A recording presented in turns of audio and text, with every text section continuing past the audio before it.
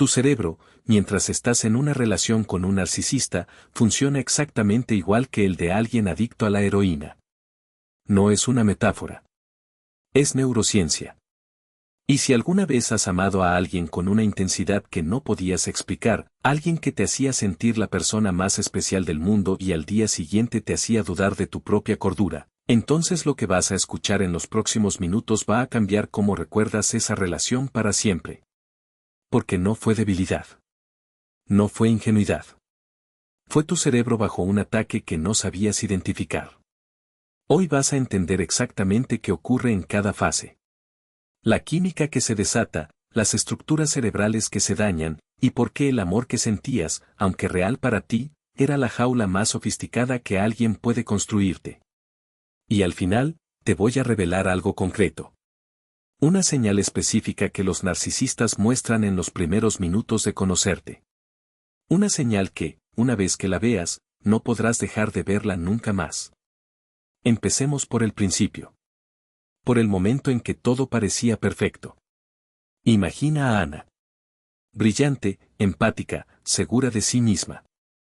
Conoce a Marcos en una reunión de trabajo. Y desde el primer día, Marcos le envía 50 mensajes. Le manda flores a la oficina. Le dice que nunca había conectado así con nadie, que ella es diferente, que la entiendo de una forma que nadie más lo hace. Ana siente algo que nunca había sentido. Una intensidad arrolladora. Como si finalmente alguien la viera de verdad. ¿Te ha pasado esto alguna vez? Ese amor que parece demasiado intenso para ser normal pero que interpretas como señal de que es el indicado. Sigue viendo. Porque lo que le está pasando al cerebro de Ana en ese momento lo explica todo. Cuando alguien te bombardea con atención, con validación constante, con la sensación de ser elegido, tu cerebro libera dopamina en cantidades inusuales. La dopamina es el neurotransmisor del placer, de la motivación, del deseo de más. Es el mismo circuito que se activa con la comida, con el sexo, con ciertas drogas. Y cuando esa estimulación es tan intensa y tan constante, el cerebro se calibra a ese nivel. Lo normaliza. Lo necesita. Esto se llama love bombing. Y no es un gesto de amor exagerado. Es la primera fase de un mecanismo de control diseñado, consciente o inconscientemente, para crearte una adicción. Los investigadores de neurobiología de la adicción lo describen con una claridad incómoda. El cerebro no distingue entre la dependencia a una persona y la dependencia a una sustancia. Los mismos circuitos. La misma química. El mismo sufrimiento cuando se retira el estímulo. Y junto con la dopamina, se libera oxitocina. La hormona del apego. La que hace que te sientas unido a alguien de forma profunda, casi primaria. El cerebro de Ana, en esas primeras semanas con Marcos, está construyendo un vínculo a nivel biológico. No solo emocional. Biológico. Eso es importante. Guárdalo. Vamos a volver a esa oxitocina más adelante, porque es la pieza más oscura de todo este mecanismo. Pero por ahora quédate con esto, cuando empieces a amar a un narcisista, ya estás atrapado. Y aún no ha empezado lo peor. 6 meses después, Marcos ya no le manda flores a Ana. Ahora le dice que su ropa no es apropiada. Que sus amigos son una mala influencia. Y cuando Ana recuerda una conversación donde él la hirió con un comentario, Marcos la mira con calma y dice, nunca dije eso. Estás imaginando cosas. Siempre exageras todo. Ana siente algo raro. Una confusión profunda. Sabe lo que recuerda. O cree saberlo. Pero Marcos es tan seguro, tan convincente. ¿Y si realmente está exagerando? Lo que le está pasando a Ana tiene nombre. Se llama gaslighting. Y no es una diferencia de opinión. Como explica la psicoanalista Robin Stern, el gaslighting es un esfuerzo sistemático para erosionar la capacidad de una persona para confiar en sus propios pensamientos y sentimientos. Pero aquí viene lo que nadie te explica. El gaslighting no solo te confunde emocionalmente. Te cambia el cerebro. Físicamente.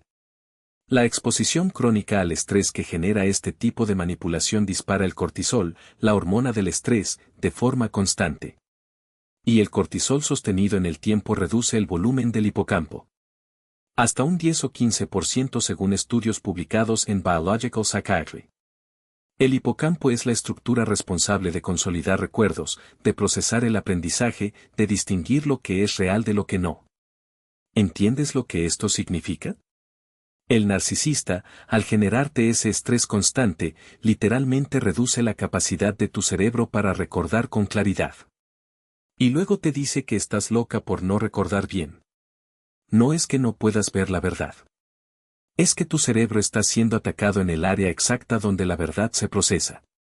Y al mismo tiempo, la corteza prefrontal, la parte del cerebro que razona, que planifica, que toma decisiones, empieza a apagarse.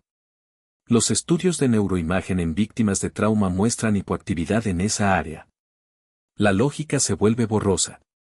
Cada vez cuesta más pensar con claridad sobre la relación, más planificar una salida, más mantener una postura firme ante las manipulaciones. Hay una técnica que los narcisistas usan con maestría en este punto. Se llama darbo. Niegan el comportamiento abusivo. Atacan a quien los confronta. Y se colocan como la víctima. En español, primero dicen que eso nunca pasó, después te atacan por haberlo mencionado, y terminan llorando porque tú los estás haciendo sufrir. Sofía, una abogada brillante, lo vivió así. Cada vez que expresaba dolor, su pareja Carlos respondía, siempre exageras. Eres demasiado sensible. Si no me presionaras tanto, no reaccionaría así. Y poco a poco, Sofía internalizó esa narrativa. Empezó a creer que el problema era ella. Que si solo fuera diferente, si se controlara más, si no fuera tan intensa, Carlos la amaría de verdad. Su identidad, construida durante décadas, se fue disolviendo bajo el peso de esa culpa prestada. Y todavía hay algo más oscuro. Tu propio cuerpo empieza a atarte a quien te daña. David era un hombre estable, analítico, poco dado a los dramas. Hasta que conoció a Elena. Elena lo idolatraba en público. Lo ignoraba en privado. Le decía que era su rey un martes, y el jueves actuaba como si él no existiera. Luego volvía con una disculpa cargada de emoción, de promesas, de ese amor desbordante del principio. Y David se encontró revisando su teléfono cada 5 minutos. Esperando. Necesitando ese mensaje. Lo que le pasaba a David no es debilidad emocional. Es el mecanismo de recompensa intermitente. El mismo principio que hace que las máquinas tragamonedas sean adictivas. No es la recompensa constante la que engancha al cerebro. Es la recompensa impredecible. El cerebro no sabe cuándo llegará el siguiente momento de afecto, y eso lo mantiene en un estado de alerta y ansia constantes. Cada vez que Elena regresaba después de un periodo de frialdad, el cerebro de David liberaba oxitocina. ¿Recuerdas la oxitocina, la hormona del apego? La misma que se libera cuando cuidas a alguien que amas, cuando hay un momento de intimidad genuina. Pero aquí se libera en el contexto del alivio después del dolor. Y eso crea algo que los psicólogos llaman vínculo traumático. Un estudio de 2017 encontró que el 77% de las víctimas de abuso psicológico desarrollan este vínculo con su agresor. No porque sean masoquistas. No porque no vean lo que ocurre. Sino porque el cerebro, bajo estrés crónico, interpreta esa liberación de oxitocina como una señal de seguridad. Busca refugio en quien causa el daño porque es la única fuente de alivio que conoce. Como explica el médico Gabor Maté, el cerebro adicto no busca la droga. Busca el alivio que la droga promete. Y luego está la amígdala. El centro del miedo en el cerebro. En relaciones narcisistas, la amígdala trabaja a máxima capacidad de forma crónica. Hipervigilancia constante. ¿Está de buen humor hoy? ¿Qué significa ese silencio? ¿Hice algo mal? El cuerpo vive en modo de alerta, como si hubiera un peligro físico presente todo el tiempo. Cuando la amígdala está tan activada, secuestra las funciones del lóbulo prefrontal. La lógica queda bloqueada. Aunque una parte de ti sepa que algo está mal, no puedes procesar esa información con claridad. No puedes planear una salida. No puedes ni recordar con coherencia por qué empezaste a dudar. Presta atención a esto porque es importante, quedarse no es una elección irracional. Es una respuesta de supervivencia neurológica. El cerebro hace lo único que puede para mantenerte funcional en un entorno de amenaza constante. Entre el 30 y el 50% de las víctimas de abuso relacional prolongado desarrollan lo que se conoce como estrés postraumático complejo, una forma más severa del TEP que afecta la identidad, la regulación emocional y la capacidad de relacionarse. Y la autoestima, según estudios del Journal of Interpersonal Violence, tarda en promedio entre 2 y 5 años en recuperarse después de la separación. Guarda este video. Porque lo que viene ahora desarma algo que quizás todavía idealizas de esa persona. Hay algo que se repite en las historias de quienes han estado con narcisistas. Una sensación al principio de que esa persona los entendía como nadie. De que veía sus vulnerabilidades y las sostenía con cuidado. De que era increíblemente perceptivo, sensible, conectado. Y aquí viene lo que nadie te explica correctamente. Los narcisistas, en muchos casos, no carecen de empatía. Tienen lo que algunos investigadores llaman empatía oscura o empatía cognitiva. Pueden entender tus emociones con precisión. Pueden ver tus vulnerabilidades con claridad. Pero no para conectar contigo. Para usarlas. Esa sensación de que te veían de verdad al principio era real. El narcisista estaba leyéndote. Identificando que necesitas, que te duele, que te hace sentir especial. Y después diseñó el love bombing exactamente a tu medida. Es una habilidad depredadora disfrazada de intimidad. Y el aislamiento que sigue no es accidental. El 85% de las víctimas reportan que el narcisista las fue alejando de amigos y familia de forma gradual, a veces sin que ellas lo notaran hasta que ya estaban solas. Sin red de apoyo. Sin voces externas que cuestionaran la narrativa del narcisista. Sin espejos que les devolvieran su propia imagen real.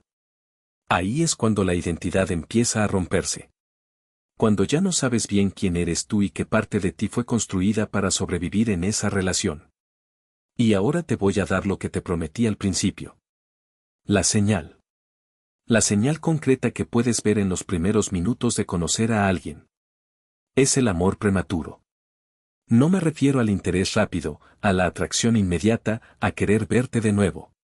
Me refiero a una intensidad desproporcionada con el tiempo que lleváis conocidos. Te dicen que eres especial antes de conocerte de verdad. Declaran que jamás habían sentido esto antes de saber cómo piensas. Te hacen sentir el centro de su universo en la primera semana. Eso no es amor profundo. Es un patrón. Es la trampa.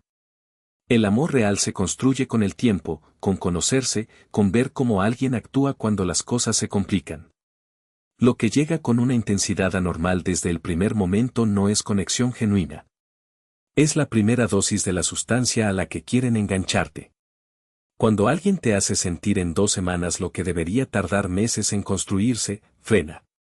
No porque no puedas tener esa conexión, sino porque ahora sabes qué está pasando en tu cerebro en ese momento, y puedes elegir observar en lugar de dejarte arrastrar. Eso es autoprotección táctica. No es desconfianza. Es conocimiento. Porque ahora que sabes cómo funciona el mecanismo, que entiendes el love bombing, el gaslighting, el vínculo traumático, la empatía oscura, eres fundamentalmente más difícil de atrapar.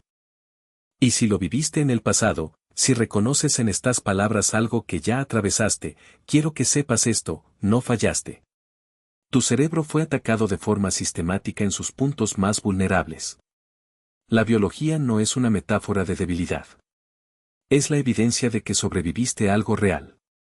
Eso no te hace víctima para siempre. Te hace alguien que ahora puede ver lo que antes era invisible.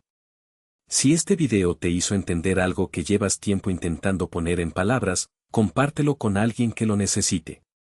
Y suscríbete al canal, porque cada semana vamos a seguir explorando lo que pasa en la mente humana cuando nadie te lo está contando claro. La oscuridad se entiende mejor cuando la enciendes.